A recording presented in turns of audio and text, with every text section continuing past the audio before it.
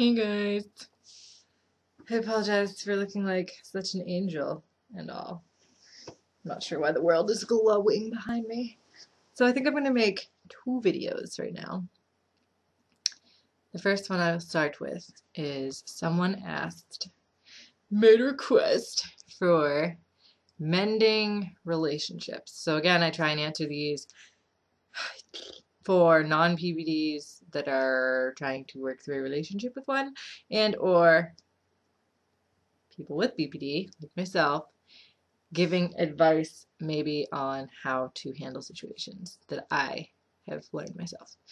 So, I was asked about mending relationships because somebody was trying to work through something with somebody with BPD, and I think it was a friend.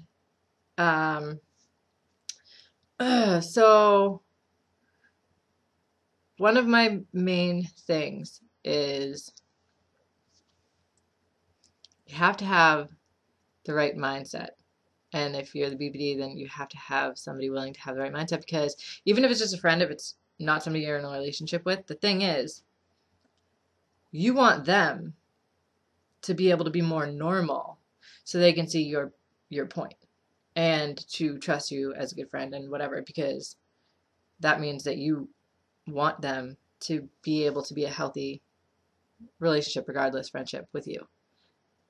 So turning that around means that you have to make sure you are willing to do what it takes to be the friend they need. You know what I mean? And by doing that, you would be understanding that that person isn't like every other person and that certain things affect them. You can learn what affects them and how to react. So here's my point. For me, I don't have a hard time having friendships, but I think a thing with BPD, because we're so hypersensitive, that we don't just destroy everything.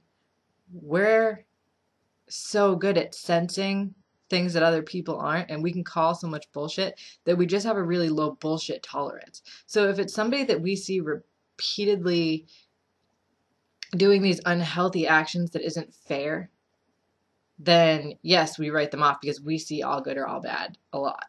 But I mean, like, tumultuous, the thing, my moods never last at all. Like, I've lived with this girl more than one time, and at one point, the last time we lived together, for no fucking reason, decided she like wanted to change her life with her girlfriend and whatever, and was like, you have 24, texting me that I have 24 hours to get me and my 3-year-old shit out of the apartment. I also had a broken thumb, so I had one hand, and she wouldn't let people come get my stuff with me because she was being such a bitch. I should fucking hate her. But within like weeks, I just hadn't talked to her, and like, if I just don't talk to you and whatever, like, I get over it. And I feel like that's with a lot of BPDs. Like, we'll feel something wicked strong one day, but we don't really stay mad. I don't know. This is just me. Some people are like me, some people are not. Some people it's not because of BPD. A lot of things that you guys are like, well, you guys do this. Yeah, I bet you do too, to a certain extent. BPDs just tend to do a lot of things a lot more intensely. Okay, I'm mumbling. My point being, examples on how to make it work with your non-BPD to mend a relationship is, I'm not saying BPDs deserve more effort than other people.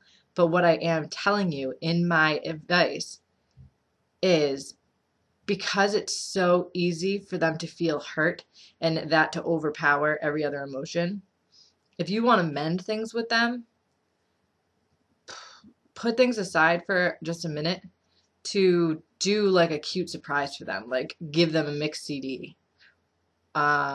Especially, I've gotten one that was actually like all like funny things, like parts of stand-up comedies, feel-good songs, like whatever. Make them a poster, like just any small little act that you can do for a surprise, and like leave it on their car, something that's gonna help them in that moment.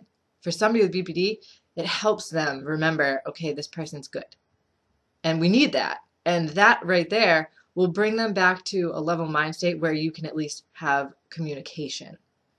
My advice to people with BPD is, obviously you can't make somebody go give you surprises and whatever, but try to control your impulses. If you feel genuinely hurt enough by somebody to be like, fuck you, hate you, goodbye, talk to you never, dead to me, over.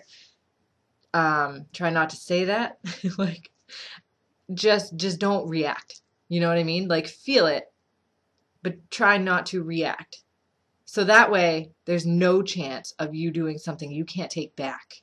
Because often we react so impulsively that it kind of fucks up. We don't realize that that sticks with that person. They remember that you said those things to them or whatever. And it's easy for us to forget it, but we have to remember we can't expect it to be that easy for somebody else. So just, you have to remember to try and see the good. Remember how you felt when you met this person, see a bigger picture. I think I'd have to make a new video to make better and more examples for this.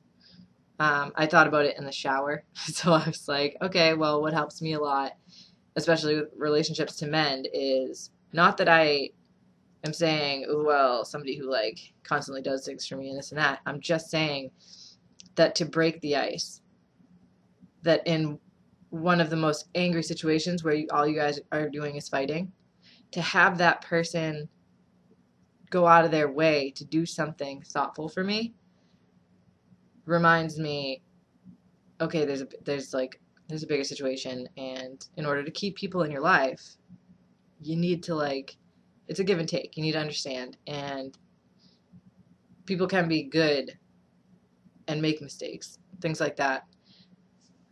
If this isn't thorough enough, you can obviously keep sending comments, messages, whatever. It made sense in my head. I guess I never plan out what I'm going to say before I make a video. You'd think I would learn. I have like 70 videos. Why do you guys watch these? It's terrible. Okay, but I am, okay, if you're still watching at this point, I'm going to be doing way more fucking videos. I'm on my Tumblr all the time. If you guys don't know my Tumblr, it's in one of my videos. Maybe I'll make another one. I have a Facebook. I'm not sure if it means anything to give out my Facebook, but my point is, I need to spend a lot more time focusing on my book and the BPD stuff for other people, because if I'm not doing anything productive with my life right now. Like, I mean, I'm in school, so I'm gonna obviously spend my other time in school. I have to get my surgery again, so I can't work right now. But my future focus is this. So I want you guys to start, like, maybe reblogging my videos, or like getting questions in. Like, I'm going to be doing a lot of stuff to further my future in being a voice for BPD. So thanks for watching, and yeah, I'll see you guys soon.